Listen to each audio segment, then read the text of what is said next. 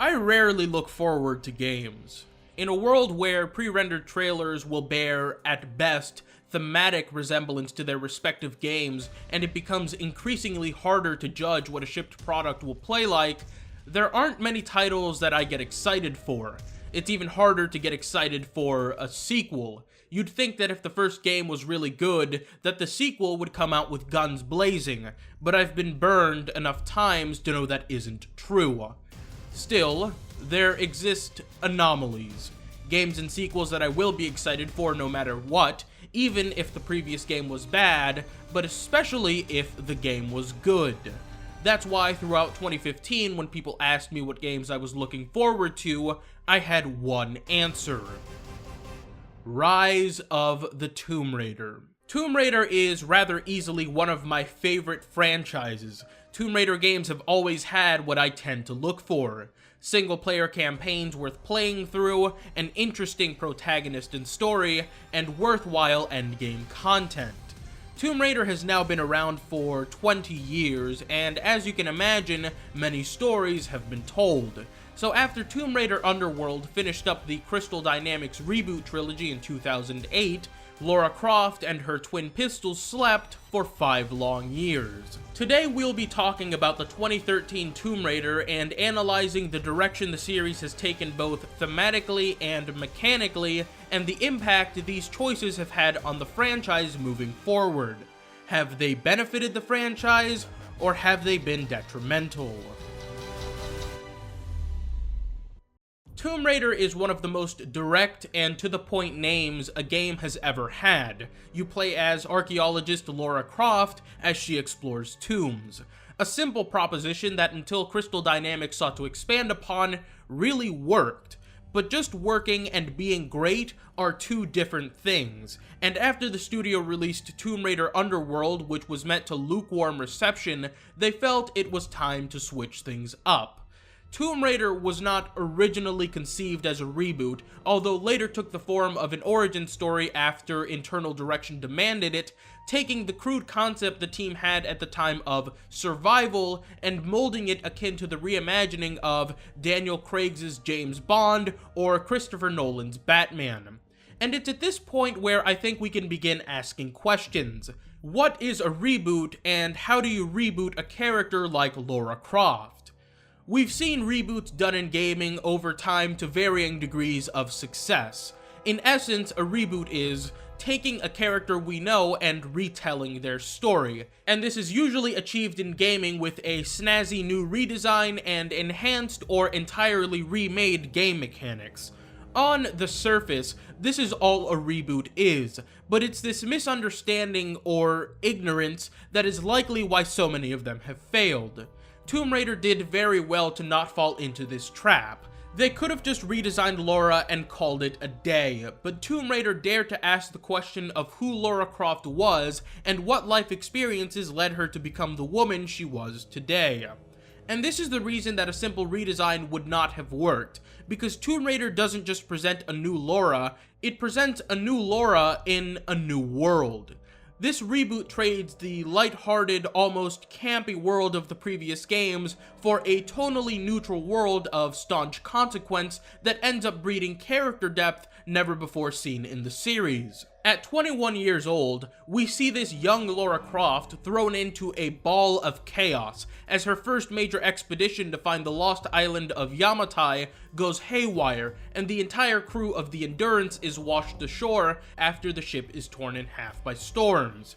Note how I said that Lara was young, but not inexperienced. This leads into my favorite theme about Tomb Raider, and why I think the overarching message of the game works in the context of a reboot and an origin story. It's easy to say that all Lara does in this game is whimper, and compare her in a negative light to the ass kicker we see taking a handgun to a T-Rex's face, but we have to understand the mindset of the old Lara to understand the new one. Lara Croft didn't wonder about whether or not she could kill feral creatures, or even if she could make the next jump that was scarily far away. Fear was an emotion in her mind that had been relegated to caution, because she knew she could make that jump. And this is why saying that the new Lara is just scared is a gross oversimplification of the emotion she's feeling.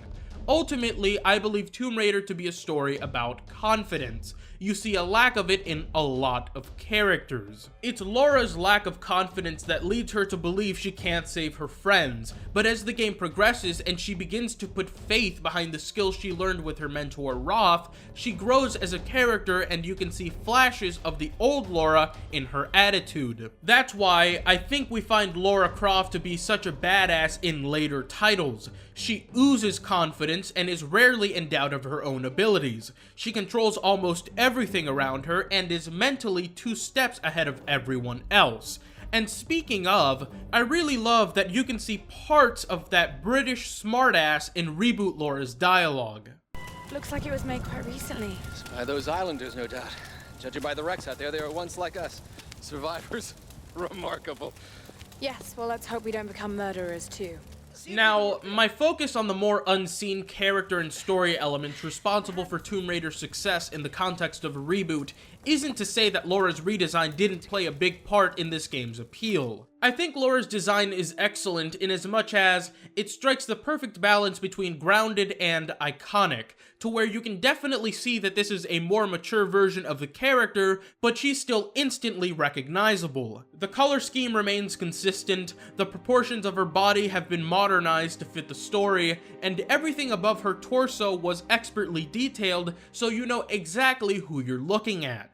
The necklace, the double ear piercing, the way her hair is fashioned, her jawline, the color of her eyes, all work in tandem to create the realist Lara Croft we had seen up until that point, and I don't think this is a mistake at all. I believe Lara's design in Underworld, a model which boasted the most polygons of any character to exist at the time, to have been a result of a push for a more human approach to the character, and Reboot's design is a natural conclusion of this mandate.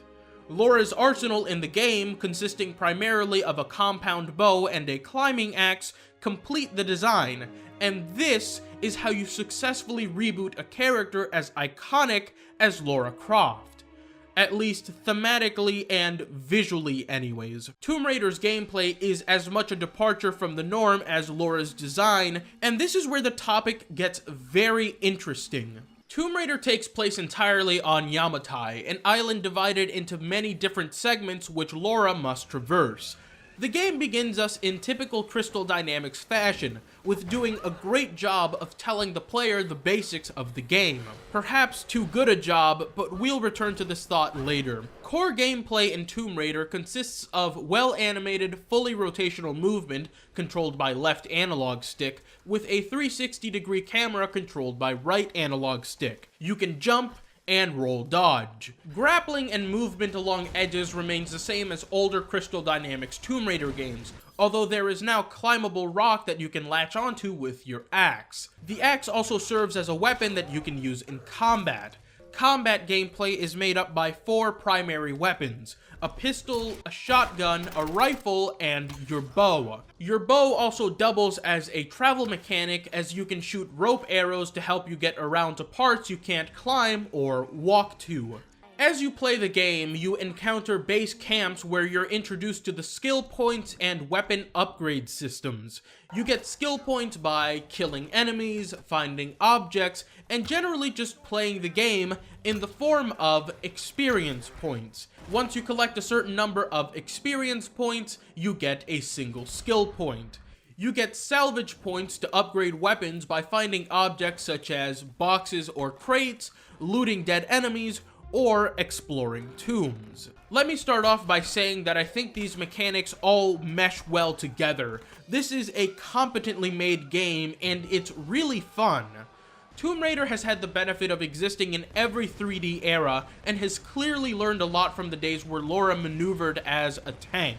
She moves as freely as she ever has, without the baggage of extravagant animations that don't necessarily serve a game purpose. There's weight to her steps and jumps, but she never feels heavy or slow. Dodging enemy gunfire is a breeze, and all movement animations are smooth. Grappling onto surfaces has never been easier, I imagine because all the jumps require less precision. This is likely why most of the action set pieces in this game work, and they're pretty amazing. Running from a crashed airplane or running on a bridge that's about to be destroyed is incredibly fun. In most of these segments, there's also slow-mo so you can destroy certain obstacles in your way. The combat is a blast as well, with all your weapons boasting impressive impact. Puzzle-wise, Tomb Raider doesn't have much to offer, although I think it's balanced out more or less by the fact that it's an action game. But Tomb Raider being an action game is, I think, where many of my problems stem from, and there are a lot of them. Everything I've told you up to this point about the game is marred by some flaw, all of varying size and importance in respect to the game's quality. I mentioned that Tomb Raider does a good job of telling the player the basics of the game. All the Crystal Dynamics games before it did, with a stage consisting of obstacles the player must overcome using core gameplay mechanics which are later learned and applied later throughout the game. But this game is different. For the first 20 minutes, you do come across obstacles you will face later on in the game, but the segment is so scripted that it almost feels on rails, as if the game is playing itself and you're occasionally pressing a button to get out of a certain situation. Tomb Raider is a game about survival, and when you're done with the integrated tutorial stage, you're forced to hunt deer with your bow. This gains you experience points, as does hunting any sort of animal as you continue with the game, but the point of the demonstration with the deer was for Lara to gain food in order to survive. Except, this is the only time you ever do this. You never need food again, you never need water, and the presentation of this mechanic is trivial at best. Even more so when you consider the sad fact that the skill point system in this game is entirely unnecessary. You can upgrade your skills at base camps, but all the skills do is make the game easier to play. Now that sounds stupid, because skill upgrades should make the game easier to play, but like with the tutorial stage, many of the upgrades just feel like the game plays itself, and all you have to do is press a button to win. The melee upgrades are the most blatant example of this, where if you dodge at the correct moment, you can wound the enemy and kill them. The skill upgrades also kill the challenge of finding any of the additional items on the map, as you can unlock a skill that will just tell you where they are. Of course, this is a totally optional upgrade, and as you can see, I didn't use too many of them. At one point, I just decided to hoard the points because I didn't feel like I needed any of the upgrades. You'll note that I also hoarded my salvage points. This is another paper-thin mechanic. You get salvage points by breaking open boxes and other items you find across the map, but I think it's incredibly vapid. See a crate? Open it. Salvage points, boom.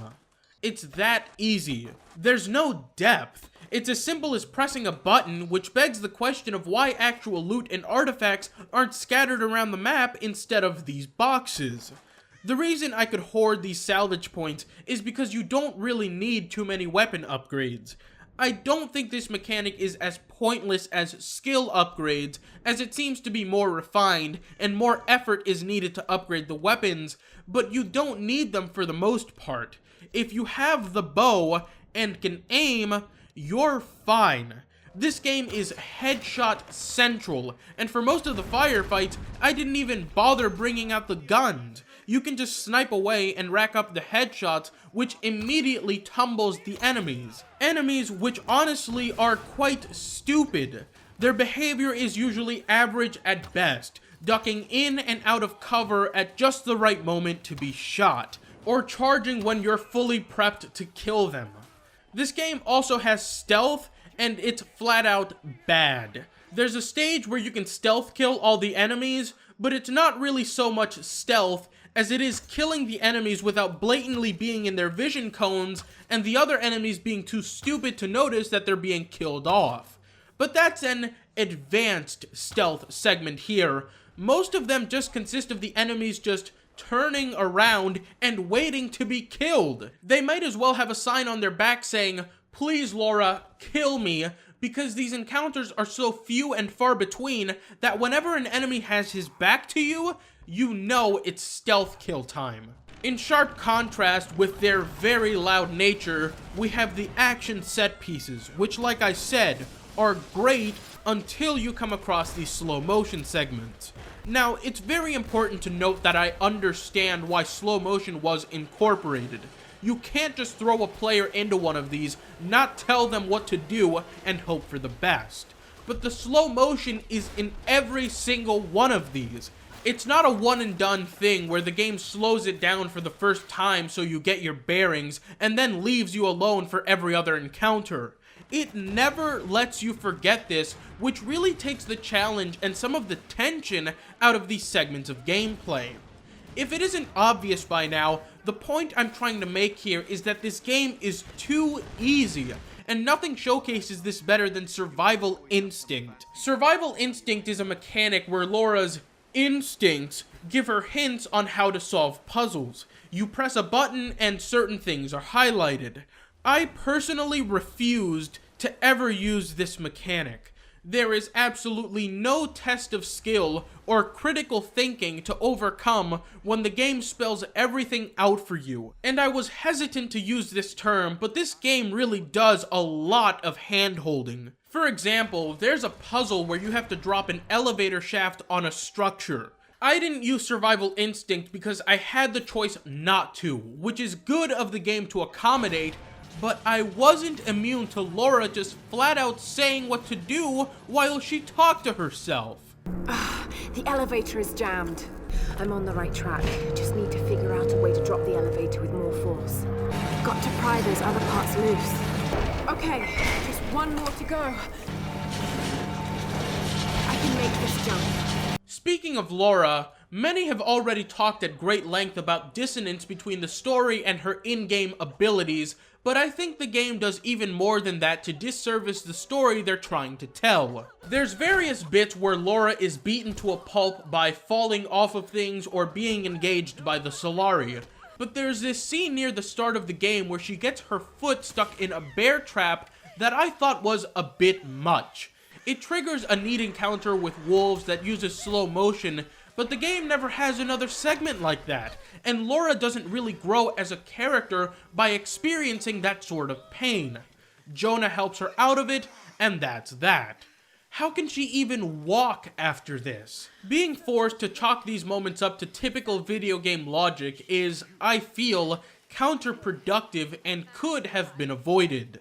In conclusion, while I do have issues with Tomb Raider, it's still a game I would recommend in a heartbeat. Some would write it off as a by-the-books AAA game, and while that's not a sentiment I entirely disagree with, I think the team at Crystal Dynamics crafted something very special, and taking into consideration that this isn't just another sequel adds even more merit to the project. This is Tomb Raider now, and I embrace it with open arms. But I can't help but wonder if we've lost something.